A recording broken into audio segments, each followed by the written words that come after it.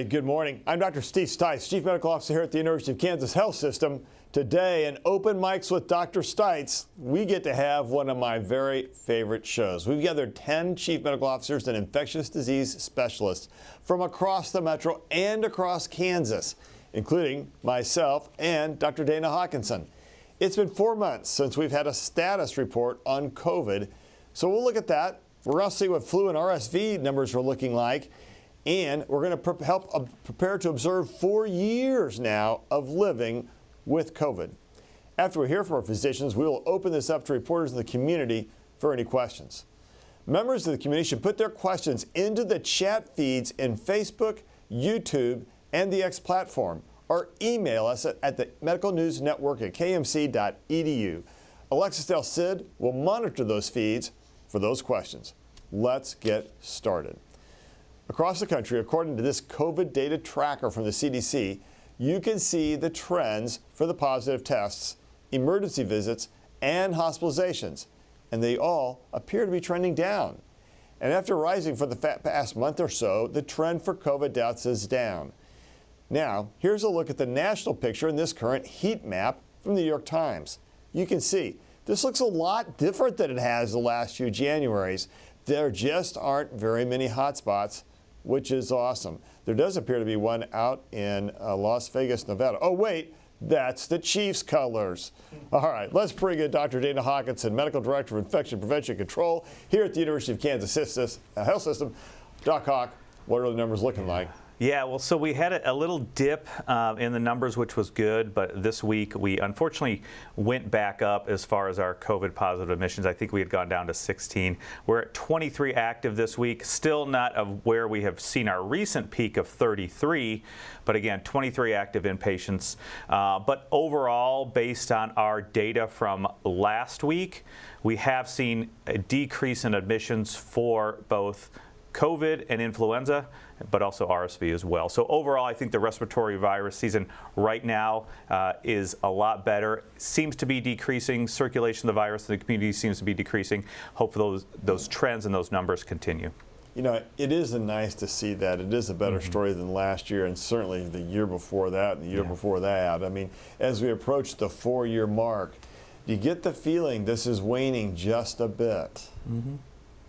Yeah, I think so. I think it also is becoming more of a seasonal respiratory virus, such as influenza, RSV, the other common cough and cold viruses. Hopefully that trend will stay, but I still do anticipate, and my hypothesis is predicting there will still be a little bit larger circulation of the virus in the warmer months as well, but just not to the levels that we have seen over the winter. So hopefully it is really getting into that seasonality aspect of it. So let's take a look back last year at this time when we had a CMO news conference then. You can see we had 51 patients in early January. It bottomed out at 3 in July. Yeah. Well, that was awesome. Yeah. Then by last September, when we had our last CMO conference, that number had gone back up to 19. Today, the numbers crept up to 23 active COVID cases. Now, if you'd told us this years ago, hey, you're going to have a brand new disease that's taken 23 hospital beds, and it's going to be that way every January, you would have said, well, that's actually a lot, because that's a lot more than we have influenza, so that would have been a big darn deal. Yeah. But compared to where we were when we had 250 COVID patients, man, it's a whole lot better. But COVID is not truly in the rearview mirror. It may be better, but remember, it's not gone. It's time to hear how COVID cases are looking across our metro and the region. And we are thrilled to have with us today Dr. Lisa Hayes, the Chief Medical Officer at Advent, Dr. Cheryl Beard, the Chief Medical Officer, Ascension Via Christi Health, Wichita, Dr. Kirk Sloan, the Chief Medical Officer at Lawrence Memorial Hospital, Dr. Angela Myers, Division Director of Infectious Disease at Children's Mercy Hospital, Dr. Chakshu Gupta, the Chief Medical Officer at Liberty Hospital, Dr. Kelly Rhodes Stark, Chief Medical Officer at the University of Kansas Health System in Olathe, Dr. Bill Gilberts, the Chief Medical Officer at St. Luke's, and Dr. Kevin Dishon, the Chief Medical Officer at Stormont Vale. Man, I said that really fast. Yeah, I don't think I screwed up anybody's good. name. Impressive. Thank you all for joining me and Doc Hawk this morning. Okay, so you guys have seen what the COVID numbers have been like at our health system. Let's see what things are like at other hospitals in the metro and around the region. So I'm going to start right at the top, and I'm going to ask Dr. Lisa Hayes, the CMO at Advent. Lisa, how are things looking in your place? Overall, much better than a year ago and tremendously better than 2 years ago when we were in the height of Omicron. Today, we only have 4 patients positive for COVID at Shawnee Mission, and we have 3 at our South Overland Park Hospital, 2 RSV and 1 influenza at Shawnee Mission. Typically, we saw a peak about 2 weeks after Christmas, as you would expect. I think we had 14 at our peak on our COVID. We've been very fortunate. Most of the cases have been mild. We haven't had one in the ICU for this week and none on a ventilator, obviously. So things are looking better, definitely. Yeah, it is a pleasure to be where we are compared to where we were. Dr. Cheryl Beard, the Chief Medical Officer at Ascension Via Christi Health. Cheryl, how are things in your place? Thank you. Good morning. Our COVID numbers are also fairly low. As a health system, we have less than 10 hospitalizations of COVID patients and low number of associates who are furloughed with COVID. We have no real effect on our supplies and no differences in staffing related to this. So, much better than where we were. Appreciate it. It is a lot better, and I know Wichita, you guys had a pretty big outbreak in the height of COVID, and so this is clearly better. Dr. Kirk Sloan, Chief Medical Officer, Lawrence Memorial Hospital. Kirk. Good morning. Thank you. I'm happy to report that our numbers are similar to what we're seeing out there. We have 6 COVID right now. None of those are very sick. None of those are on ventilators, which is a really good thing. This is significantly less than what we saw last year, and obviously much less than we saw the year before. So I hope this continues to improve as we're seeing. Yeah, I'm just thinking, man, it just feels like we're at this much better phase of this pandemic and whatever we're calling it today. And COVID has become, to Dr. Hawkinson's point earlier, a seasonal respiratory virus, a significant one. Now, we still have 3 patients in the ICU, but only one of those are on a ventilator. So that's really good. Okay, Dr. Angela Myers, we have been talking about COVID a lot. Talk to us about that and how RSV is doing this year. Chief Medical Officer, Chief, I should say, Division Director at Children's Mercy. Yeah, hi, thank you. So, COVID has not been the big deal that it has been for adults in terms of children. So we've had 4 to 5 children admitted to the hospital with COVID over the last few weeks. But bigger for us has been influenza and RSV, which it always is every year. We're still seeing some steady rates of influenza. We're actually seeing small rises in influenza B as expected later in the season, and a decline in RSV from its peak kind of mid to late December, but still seeing plenty of cases. Great news. Just as a thought, since we're right here with you and you got the cool arrowhead behind you, this new RSV therapy, both vaccination and monoclonal antibody things, what do you think that's going to do for RSV in kids and how that will impact Children's Mercy? Yeah, I think it's fantastic. Obviously this year was a little bit of a bust because there was a lot more demand than was anticipated from the manufacturer, and so there really wasn't enough to go around. But I think next fall we're going to see a new game, and it's going to be amazing. The research showed that it prevented hospitalization or decreased it by 80%, which is huge in those first couple of years of life. So I think we're going to see a big difference in children getting really sick with RSV and children getting hospitalized by next winter. Yeah, it's going to be great. That's a really big deal. Dr. Gupta, Chief Medical Officer at Liberty, how are things in your place? Well, first of all, good morning, everyone. Very happy to represent the Northland in this group. I have very similar things to report as the rest of the chief medical officers in this group have. So we've been pretty stable in terms of COVID numbers. Our test positivity has ranged between 10 and 15%, goes up and down a little bit, obviously higher than the summer and the early fall. But as we get together to celebrate the chiefs and get together in larger groups, this little bit of respiratory illnesses will definitely go up. That's to be expected. Our flu numbers have been a little bit more of a concern for me. They had ranged about 8% positivity for several weeks, and now they have doubled this week to about almost 20% for us. RSV has been up and down, about 7% test positivity. This year is up to 12%. So the numbers are going up a slight bit, as is expected this time of the year, but nothing of major concern. We have less than a handful of inpatients that are sick with these illnesses. None of them are severely ill to be needing ICU care or more critical care, and we are able to safely treat and discharge many of these patients. Such good stuff. All right, thank you. Dr. Kelly Rhodes Stark, Chief Medical Officer at the University of Kansas Health System in Olathe, Southwest Kansas City market. Dr. Rhodes Stark, how are things? Well, I would say, first of all, thank you very much. I'm very happy to join this team this morning from Olathe. And our numbers are really mirroring what everyone else is reporting here, but also throughout the state of Kansas and nationally. So we saw the first uptick in our COVID admissions the fourth quarter of 2023. So October, November, December, we went from having maybe 5 patients in the summer overall in a month to 30 to 34 patients in a month in November. And then we doubled that almost in December. We went to 63 inpatients in December. So this just mirrors, as everyone says, those winter illnesses, respiratory viruses, and when people get together and travel. So that's what we're seeing here. We are also seeing, however, the downward trend for January. So for example, our average daily census of COVID primary diagnosis inpatients October, November was 5. In December, it went a little bit above 8. And for January, we'll get those final numbers today, but I think it's going to come in under 5 average daily census for COVID. And in the last 10 days, we're seeing 0 to 1. So a little bit different than what you're seeing there at main campus at UKHS. But we are very pleased. We're seeing a downward trend.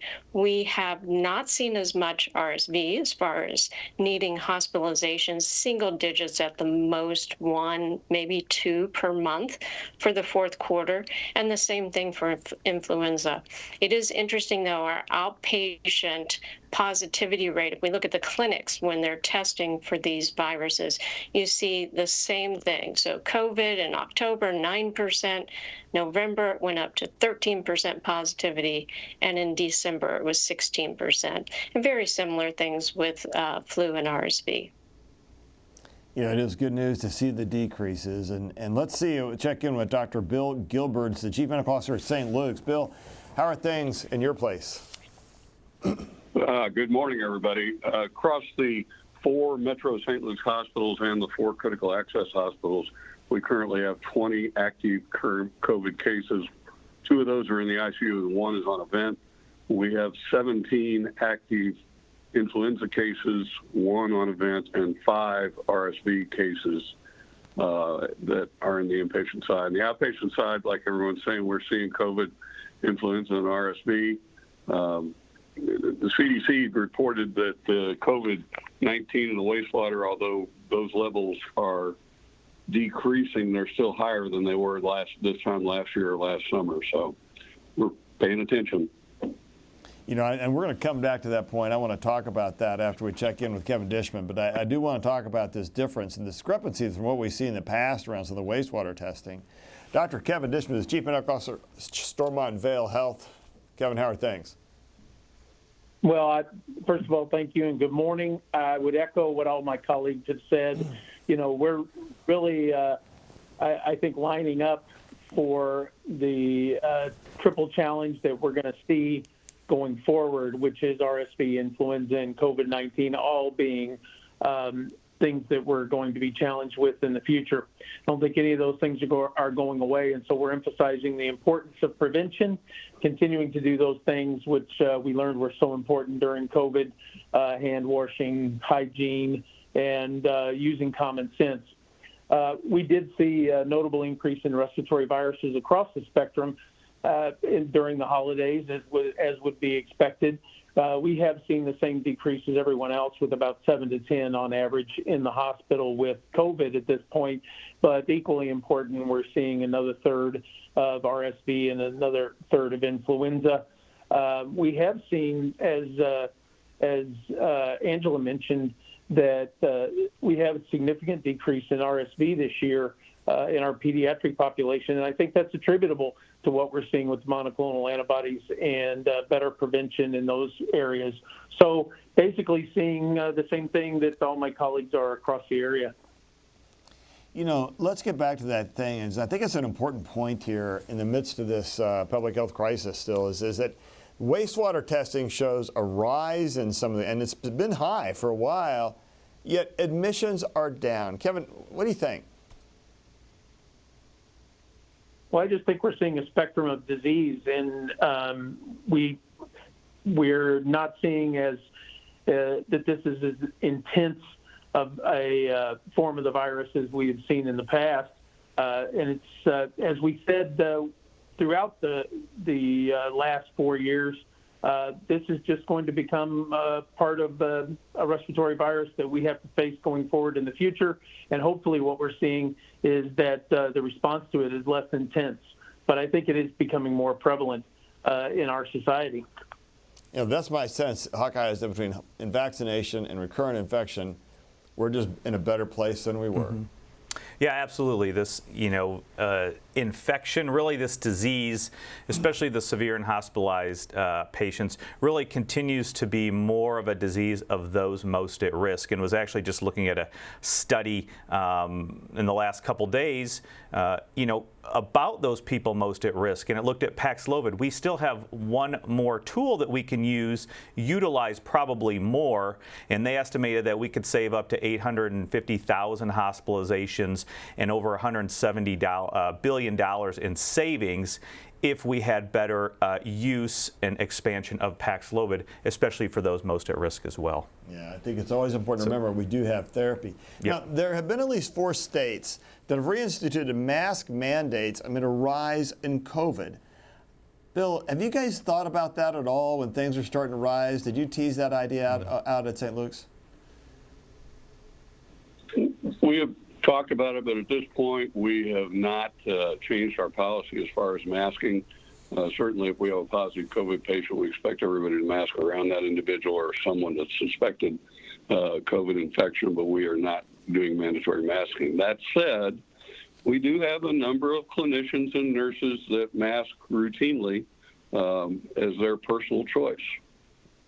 Yeah, I like that. That's a great point about the personal choice. People don't always do it. And I think when you're around loved ones, whether it's a question of influenza, RSV, or COVID, or any of the metapneumovirus or adenovirus or whatever, if you're sick, wear a mask. You don't want to give it to somebody else. I do believe we've talked many times about the rules of infection control. Yeah. They still help you wherever you go, Hawk. Yeah, that's absolutely right. And I don't know if we'll be talking about it on this show or not, but there was a recent clinical infectious disease study also that looked at PPE, personal protective equipment, but also IPAC practices in the hospital. And what they showed, they actually had pairs of people who were sick and viruses and the genomes and things like that. And out of 120 pairs, when they compared all of those things with people who were working in the hospital and positive for COVID, what they found, and they were also testing the patients that they were seeing as well, is that only 10 of those occurred with transmission within the hospital. So the vast majority of those people were getting COVID outside of the hospital, showing that those PPE, those infection prevention practices, did help to significantly reduce your chance of infection as well. Dr. Myers, what about children's? I mean, you guys, there's just so much more RSV that comes to your place and things. How are you all approaching masking and infection control at Children's Mercy? Yeah, we're not having mandatory masking much like the other places around town, but many people are continuing to mask when they're working clinically, again, per their own choice. But we have a very wonderful infection control program here for all of the children who are admitted with respiratory illnesses and are obviously in isolation, and we are wearing all of the PPE to protect them, to protect ourselves, and protect the rest of our patients. Yeah, I think that makes sense. We've tried to do it a little bit by unit, and some of our units are most fun. The BMT guys never stopped masking, but our rehab facility they went to masking for a while because they had some staff go out, and obviously that's a very vulnerable population. So it's a little bit different. We've tried to be a little bit more selective in how we've approached that.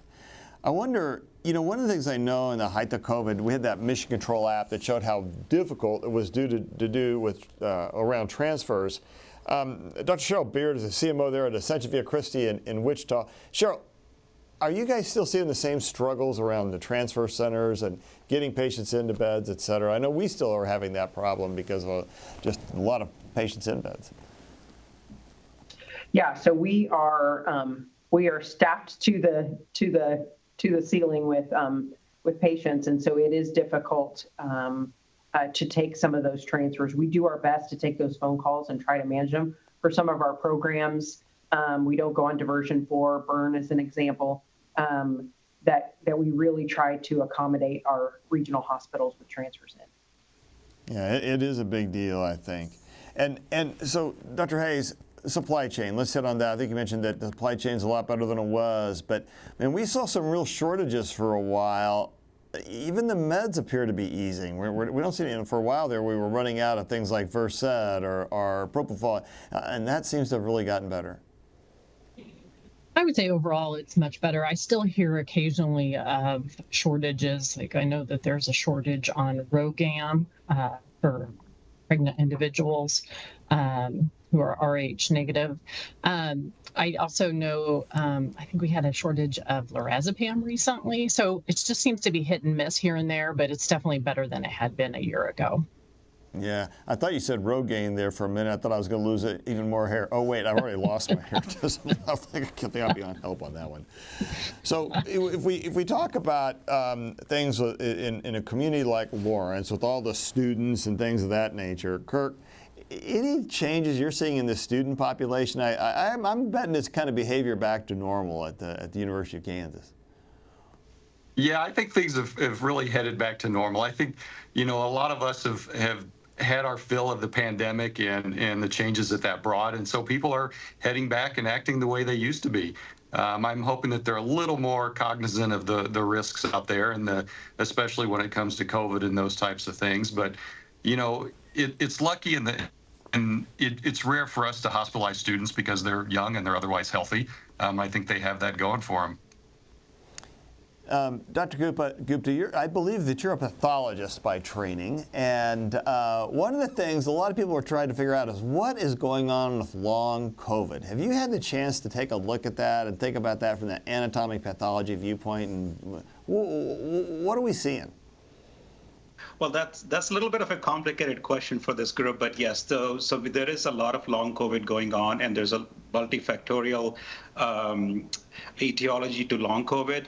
I think the most important thing for this forum, because it's directly impacts the community, is to ensure that they vaccinate and they mask, because the symptoms of long COVID, which do affect a subset of patients that do get COVID, can linger on for months to years. Multifactorial etiologies include long-term damage due to the antibodies that are made against the virus that damage the tissue and the cells, and the response that we have due to that. There are also some long-term neurological things that are now coming to light in terms of COVID, that people struggle with their memories or some neurological deficits. But the important, I think, fact remains is that prevention is the best part of this respiratory illness. So mask, try to avoid crowds, especially around the Super Bowl. If you have someone who has a chronic medical condition or is older or even younger, those little kiddos, if you want to wrap them in those beautiful onsies with the number 15 on their vest, well, they can't mask. Those little kiddos cannot mask. So keep them away from large crowds, and certainly from someone who's been sick. All right, well said, and a good reminder to us. Now, Dr. Rhodes-Stark, spring approaches. What does your crystal ball tell you is going to come about this spring?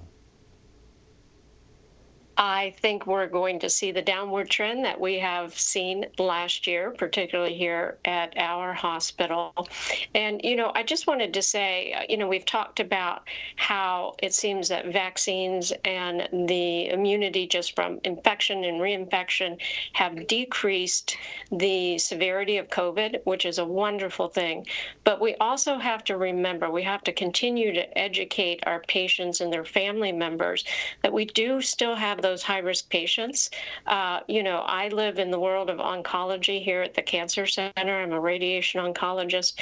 And cancer patients that are actively receiving treatment, particularly chemotherapies, certainly transplants, et cetera, they are uniquely vulnerable to having the severe side effects with COVID. And, there are some studies that say it's multiple fold. So these are our patients that are at the highest risk of having hospitalization and death, along with other patients with severe lung and heart disease, kidney disease, et cetera. So I do think that we celebrate what has happened in the communities, that we see that this has become less severe, less deaths from COVID, but that we also have to continue to educate, particularly about vaccines and masking, and at the height of the season, really impart that information to our patients. I think that's our responsibility. Yeah, I think that's exactly right. And, we have to remember that 4 years ago, we didn't have COVID, and today our COVID census is generally, at least in the adult hospitals, about twice the influenza, or maybe even twice influenza plus RSV. So it's not like it's gone, but it is a lot better. And Hawk, I talk about the program too. The importance of vaccination cannot be overestimated. I'm old enough, so I'm probably the old enough guy up here. Maybe Bill and I are about the same age. Sorry, Bill. But as we reflect back on it, people talk about, maybe we don't need to do vaccination in kids and things like that. It scares me a little because I saw the effects of polio, especially in my earlier days. You would see patients who were post-polio coming into the ICU with trouble breathing, and they'd had polio 20 years ago. And we don't have to see that anymore. The thought of bringing that back, I just think that's a terrible idea. Yeah, I think we're always going to endorse the safety and efficacy of vaccines, especially these vaccines that have been around for decades and have shown and proven to be safe and effective. And I think we have a little bit of recency bias. We don't understand the devastation, the morbidity, the mortality that generations before us prior to these vaccinations went through, especially those children that had to deal with those diseases that primarily affected children. Unfortunately, we know that there are outbreaks that occur all the time, measles, mumps, things that are easily preventable by vaccines. So I think it's vitally important to continue to, number one, investigate the vaccines. Have that transparency. We do have that with COVID vaccines and the other vaccines. We have plenty of programs that help identify side effects or problems with those vaccines, but then also continue to endorse the fact that they are helping to prevent your child and you, when you get these vaccines, also from illness and death. And we know that it's continuing to be a problem fighting misinformation, but it's vitally important to continue to endorse those and get your children vaccinated. We do hear commonly, and probably 1 or 2 stories every year, about parents who unfortunately have lost a child because they did not get their children vaccinated against influenza. So that's just a common thing we deal with, not even the other previous illnesses like you talked about, polio, measles, mumps, things of that nature. So certainly we'll continue to endorse the use of vaccines as well. And Dr. Myers, I got to turn back to you. We're talking about kids a little bit. That idea of not vaccinating children, ouch.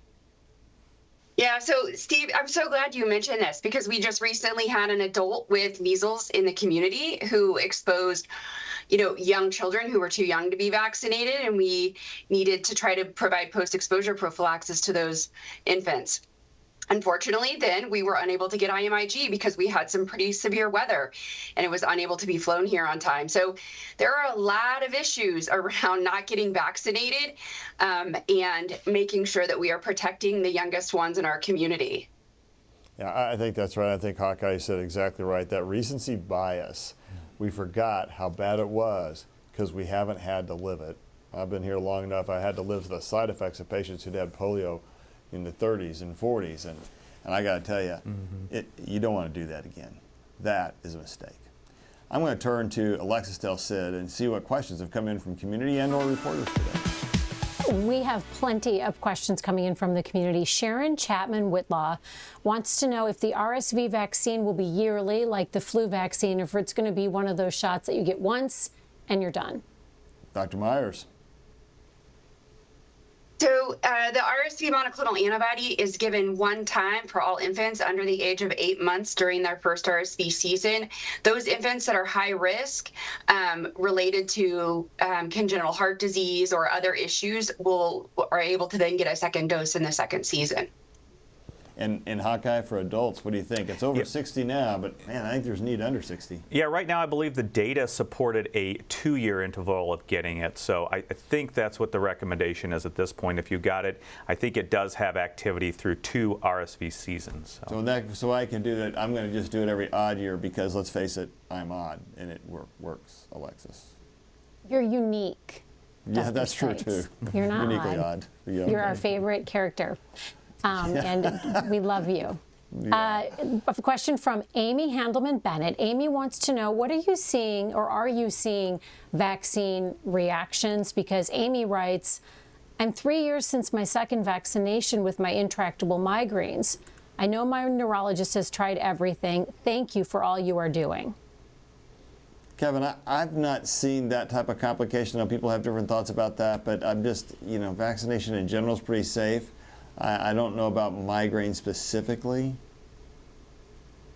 No, I haven't seen that either. I think, of course, the best advice is to always speak with your family physician, and they certainly can seek out opinions from specialists, but can underscore the importance of getting that vaccination and ensuring that you're appropriately protected as a part of your armamentarium when you're ensuring that you're not getting this virus in the first place. So my recommendation would be speak with your primary care provider and develop a plan that would allow every opportunity to be vaccinated. So to put a finer point on that, you're not seeing vaccine reactions related to migraines, is what Amy was, I think, getting at. I haven't seen that either. Okay. As you said, Dr. That's not been in my experience. And I just have to say, there's so many things that trigger migraines, and it's sometimes hard to know any medication, a change in diet. I mean, it's hard. When we look at the vaccine side effects, there are things you go, well, maybe this, maybe that. I've not heard, maybe a little bit of myocarditis if you're a young man or something like that for a brief period, self-limited, doesn't make any real impact. But I've not heard about migraines per se as much. Yeah, no, I think that's right. And I think to your point, too, is as we are now farther out from, number one, when the pandemic first started and so many people getting infected and reinfecting, but also now people receiving multiple doses, I think it's going to be hard to tease that out. But haven't heard any great or significant data about triggering migraines itself.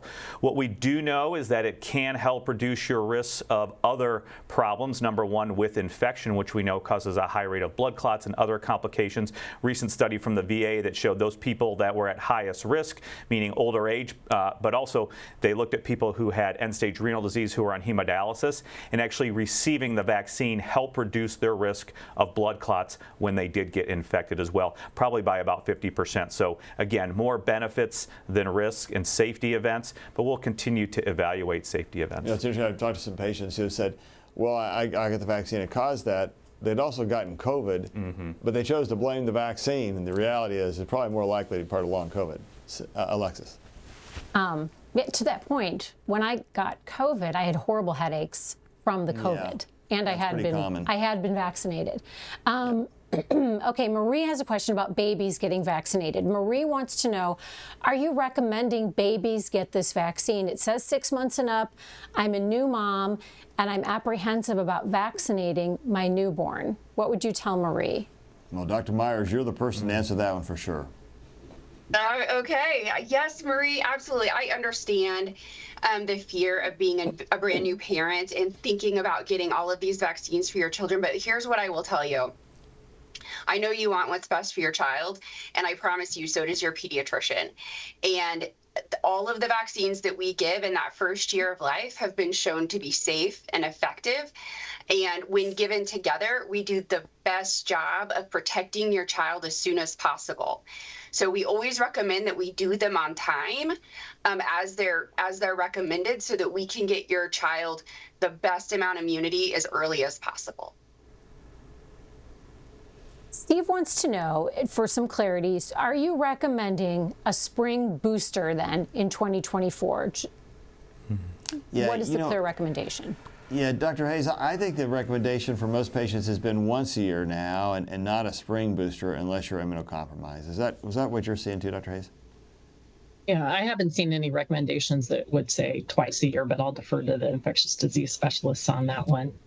Yeah, Steve, I think you're exactly right. Those people with severe to moderate immunosuppression, they do have a list of that on the CDC website. If you are getting immunosuppression, you're probably going to be seeing a medical team or a physician quite regularly. Speak with your physician. But just as they had before, those people with severe to moderate immunosuppression do have, I guess, the ability, but the CDC does say that it's okay to receive a second dose at least 8 weeks after that first booster dose. So again, speak with your medical provider to really tease out and get all your questions answered. Wendy has a really good question about PCR tests. Wendy wants to know if it's possible for a PCR test to give a false negative. Here's why. It's a long question, but basically Wendy shares that she and her entire family all got sick with the exact same symptoms. Everyone tested positive for COVID except Wendy, but they had the same loss of smell, loss of taste, fever, so she was stunned that hers was negative. Is it possible that was a false negative? Sounds like it was definitely a false negative. Yeah, absolutely. Again, these are tests. They have inborn error in the test itself, whether it's the reagents, what we're using to do the testing. It could have been a human error in getting the sample. But certainly, we know that with all the tests, and this is something Dr. Stites and I and all of our physicians here have to deal with whenever we order tests, is what is the likelihood of a certain result, either positive or negative, based on the patient, and then what do we do with those results? So it sounds, just as you said, Steve, based on all the symptoms, that it was a significant, or it was a false negative. And again, it's less likely with a PCR test compared to the at-home antigen tests, but it certainly can happen as well. And so I think we have to understand that. And Dr. Gupta, you see this in the world of laboratory medicine, that there are challenges sometimes, even when you're certain somebody has a disease. Yes, I think everything that was just said by Dr. Hawkinson is spot on. So when we see, so PCR tests, they actually amplify every piece of your DNA several million fold. So their sensitivity is very, very high. So when these tests are negative in a person who is symptomatic and very likely clinically to have the disease, the chances are the sample was incorrectly collected or transported. Most labs have very robust quality controls, so it's unlikely that something happened in the lab, and it's most likely something happened before the lab during collection or transportation. It is also possible that you did not have COVID and have some other disease that mimicked COVID symptoms. So if you have what you feel is a false negative, always a good idea to have a second test done to confirm that. Remember, PCR picks up pieces of your DNA or RNA of the COVID virus, so they will remain positive for a long time. So it's not unreasonable to have the test repeated if you really want to confirm the condition. All right, Alexis. I have one more question. This is from Alex, and this is on behalf of all the people who've gotten COVID more than once or twice, because they're out there. Alex writes, I've had COVID 3 times. I am fully vaccinated, up to date on my boosters. My COVID, though, was severe each time. Does that mean I'm more at risk for long-term heart or general health problems? That's a great question. Doc Hawk, what are you thinking? Yeah, I mean, I think we have to define what do you mean severe, meaning you felt pretty bad for a few days or a week, or severe as we term severe when you're in the hospital in the ICU. I'm going to say that it was severe because you were at home feeling pretty bad for a few days. I don't know that having it multiple times, nor being symptomatic for it, is going to put you at any further increased risk down the line. We know that some people who have had COVID do have some sort of increased risk of things like diabetes and maybe heart problems in the short term, but I don't think that in your case, from the question that was asked and how I'm interpreting it, that you would be at any other further increased risk compared to somebody else. You know, it reminds me of influenza. I've had influenza probably 4 or 5 times. And you know what? I feel terrible every time I have influenza. And I get vaccinated. I still get influenza. I feel terrible. So I don't think it means that I'm going to have an increased risk of death or that I'm going to badly. And I think we have to remember COVID is a respiratory virus like influenza. Don't expect it to act differently in terms of how sick you're going to feel. What you might want to think about is how sick you might feel if you've never been vaccinated, never had it, a new variant comes out, and it's the first time your body's ever experienced it. That may be a different question. But feeling sick from a bad virus, well, that's how they make you sick. All right, this has been a great program today. First of all, I can't tell you how much I appreciate the work of this group of people and their health systems and hospitals that they represent throughout the pandemic. We're often terrible competitors, but at the end of the day, we are all rowing against the same disease and trying to improve the health of our community and working together to help keep you healthy.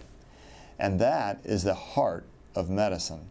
And what you've heard today is also the heart of hope, faith, and science when it comes together and finds new therapies and for people to work together to help keep you safe.